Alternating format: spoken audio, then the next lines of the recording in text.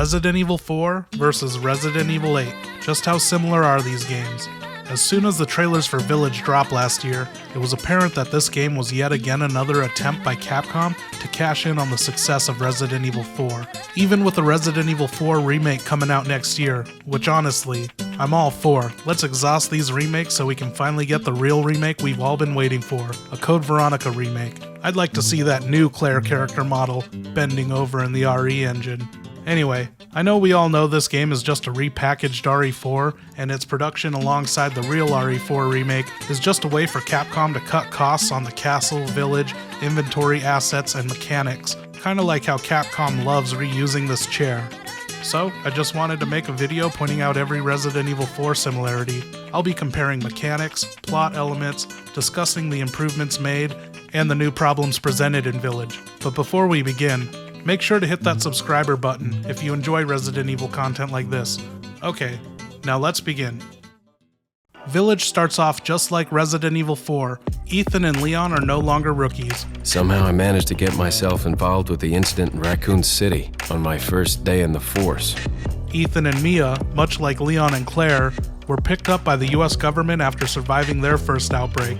Both couples have information on infected little girls and are sworn to secrecy, and, in compliance with the US government, they receive military training. It's not paranoia if they're really out to get you. Where Leon gets a job offer that lands him in the village, Ethan gets relocated not far from a village under witness protection. Both games open up with our heroes being escorted by soldiers or officers to the edge of a farming village that is devoid of technology. These escorts are immediately murdered by some brainwashed locals who are infected by some sort of religious cult dating back hundreds of years. Leon has to deal with Sadler while Ethan takes on Mother Miranda. Both cults are into that eyes wide shut shit. But sadly, we don't get to see any nudity from either. Anyway, both of our escorts die by vehicular manslaughter, leaving our heroes on foot at the edge of town. But the vehicle they were riding in was attacked. When I got to the wreck, Ethan and Rose were gone. The mission in both of these games is to rescue a white girl who's been abducted by the cult leader. For reals, the effort Capcom put into writing this game is the same kind of effort I put into copying my classmates' papers, which is little to none at all. Want to start explaining?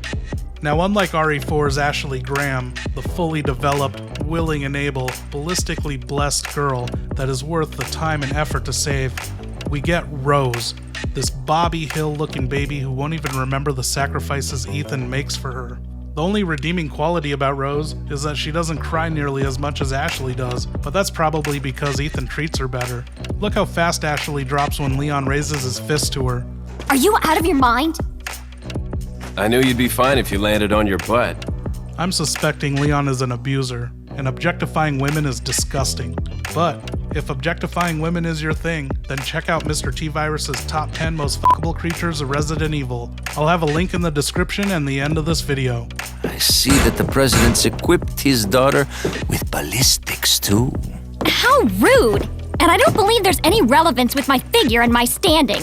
And as for the further similarities between Ashley and Rose, they both live out the rest of their days guarded by Secret Service, and they were both infected. Moving on, each game opens up with a one-on-one encounter with a hostile local, which quickly escalates to shit hitting the fan real quick. Everyone in these villages is pissed off at their arrival and drops everything they're doing to murder Ethan and Leon. Could you imagine if Americans were this united? We wouldn't even need border walls. Look at these communities, they've got it together. They don't discriminate based on sex, they've reduced their carbon footprint, switched to renewable energy, and it's pretty clear that they're all pro-choice here. And I think it's obvious the choices they're making.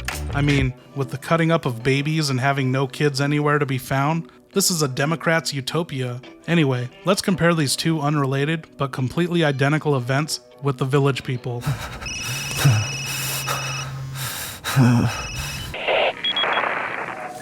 Leon, how you holding up? What are you talking about? Where's Chris Redfield? I'm sending you a playing manual. Hope you find it useful. Ethan and Leon both start out with a pistol knife combo, along with photos of their targets. They both hold all their weapons, health, and ammo in their attaché cases. Both characters now have the ability to barricade themselves within houses, especially in the house that contains the first shotgun. The enemies can break through the barricades, doors, and windows. They can even climb onto the rooftops. And melee kicks are back in RE8. though they're nowhere near as ridiculous and can only be done after a successful block. Corn-popping enemies in the knee no longer prompts action attacks, and like Leon, Ethan can now deflect and swat down incoming arrows, but Ethan doesn't have to worry about the other projectiles, because these enemies no longer throw weapons. Also, there is no chainsaw guy, probably because Ethan already dealt with that in his previous adventure. And both of these initial events run on a timer. Survive long enough, and both mobs get distracted by bingo bells. Seriously, you can just swap out the audio from one another and nothing changes.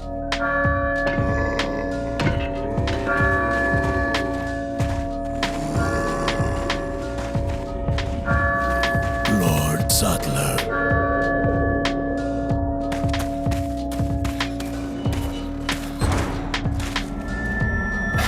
Where's everyone going? Bingo? From here, our heroes shoot treasure off the environment, slash padlocks with their diamond-encrusted knives, hop certain obstacles for the first time ever, shoot crows, and befriend a mysterious merchant, a person who has access to every area and is a neutral party that is always one step ahead of our heroes. The origins of these characters is never explained, but it's clear that they are no longer human. The merchant this time around wears some more revealing clothing, and introduces himself. This time we get a name for the merchant. It's Duke. And besides his little fan service callback about him being homies with the OG merchant, that's pretty much all we know about these two. What are you buying? Just something an old friend of mine used to say. Who or what are you? Even I can't quite answer that. You can buy, sell, trade goods like food, treasure, and ammo in exchange for money. Money that I can't even pronounce. Pizzita? Pizza? And in the village you can earn lale. You can use this money to buy things like weapons, weapon upgrades, and supplies. Unlike RE4 though, the enemies in village do not drop ammo, which actually to me makes more sense. I wouldn't expect a eunuch to be packing heat if you know what I mean. Yak, if a man's dick is cut off in the castle, blah, blah, blah.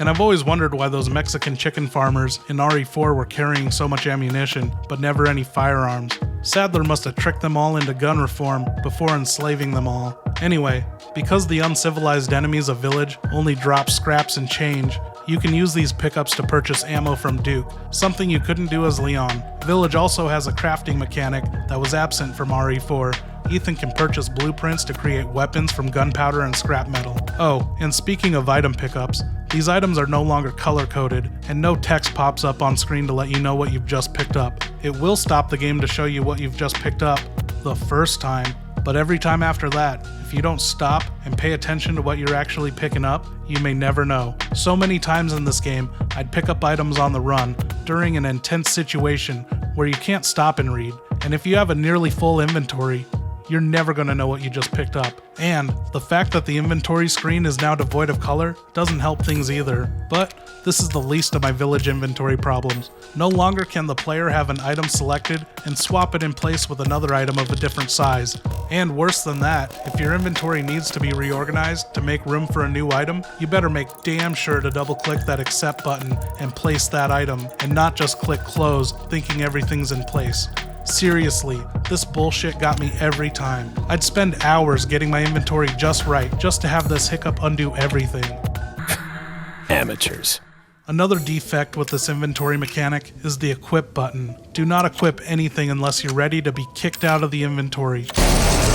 So many times I thought it'd be safe to eat a tuna sandwich and get my next weapon on the ready while the boss fight was paused, but no. You can't eat a tuna sandwich and equip a gun and keep the game paused.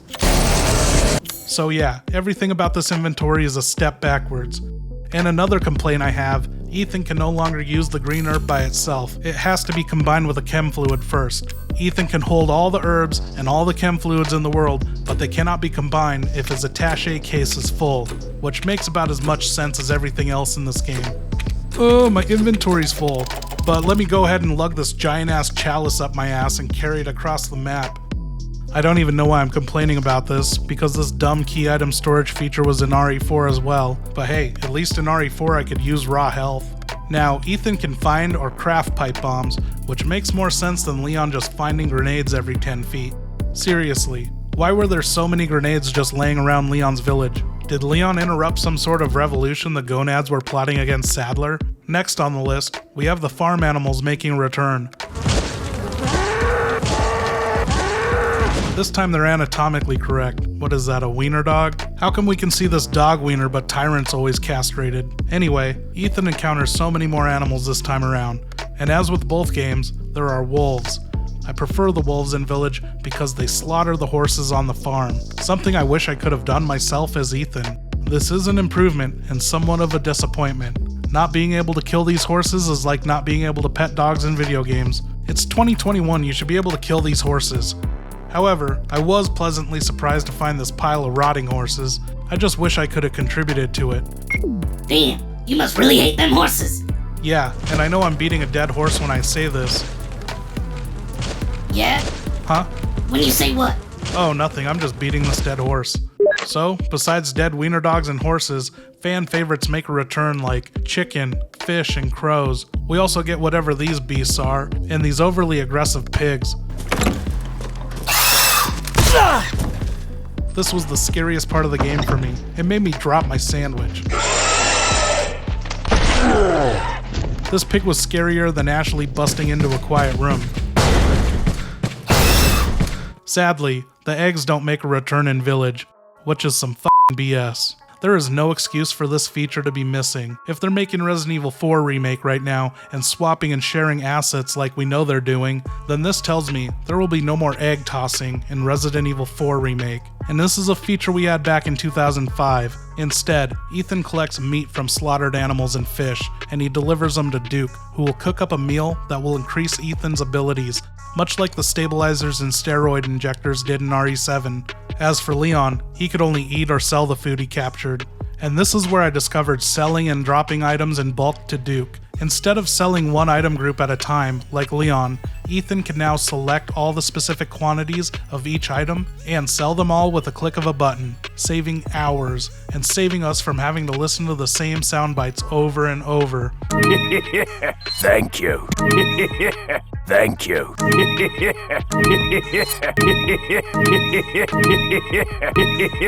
And just like before, the merchant hooks it up with treasure maps, and where there's a merchant, there's usually a save nearby, which gives the player infinite saves. Village isn't broken up into chapters like RE4, but saving is pretty much the same as before, just minus the chapter end screens.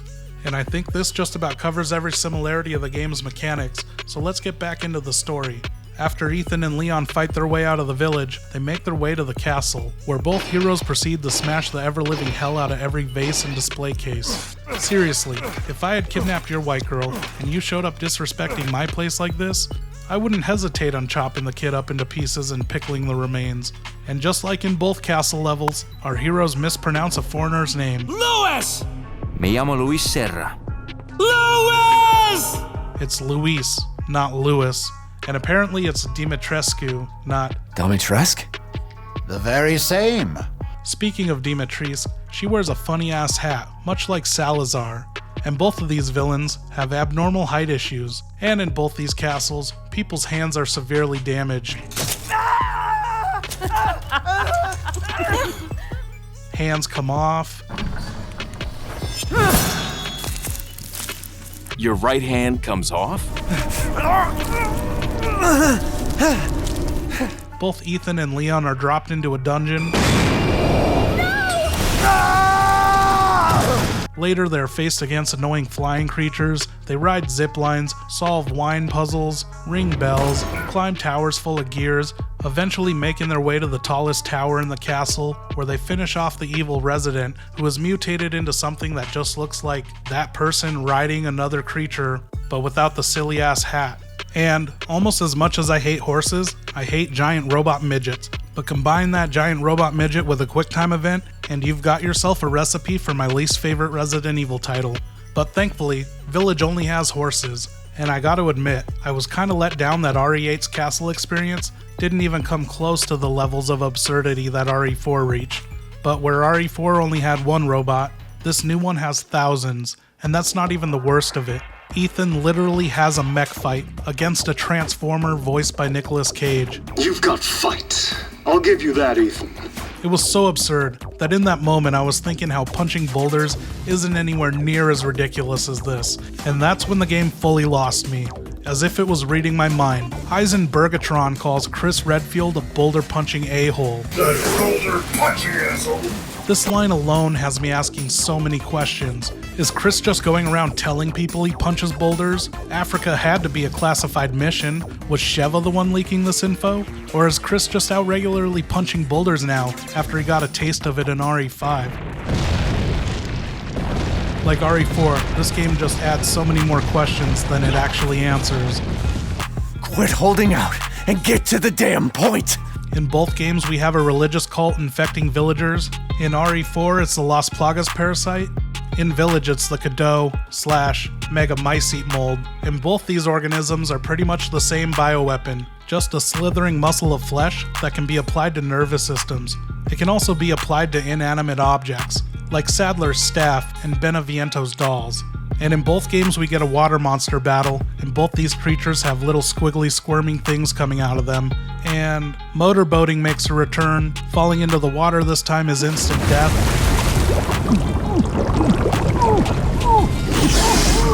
As for the other similar enemies, Village brings back the giant Lord of the Ring type creatures, this time wielding hammers and morning stars. And as for some more similar settings, we get the rope bridge, mine shafts, factory, and surprisingly, Ethan doesn't stumble across any modern high-tech underground labs.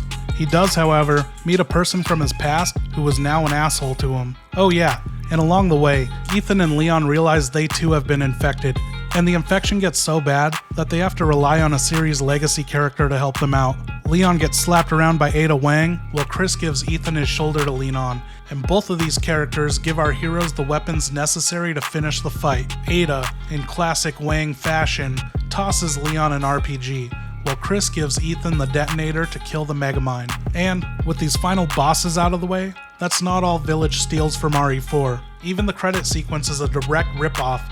Sorry, homage to Resident Evil 4's depressing credit sequence that illustrates the mass infection of the villagers. And just like RE4, when it's all said and done, we realize that both games don't really contribute anything to the series as a whole. They may as well be one-off, standalone stories in the RE universe. Other than this document retconning the origins of the Umbrella logo, Village doesn't answer anything. Sorta like how all we learned from RE4 was that Umbrella's stocks plummeted. Seriously, these games take one step forward and 100 steps backwards. Which I guess is a good thing for my channel because it'll keep me making lore videos. And that's it for the comparisons. Did I forget anything? Let me know in the comments. And remember to subscribe to this channel. Also, check out my Patreon page to become a member of the RE-Tards and get access to exclusive content. Thank you Kyle, Kiera, E13, and Marco DiMartino for supporting the channel. Oh yeah, and as I promised earlier, here's the link for Mr. T-Virus's top 10 most fuckable creatures of Resident Evil. Thanks. Bye.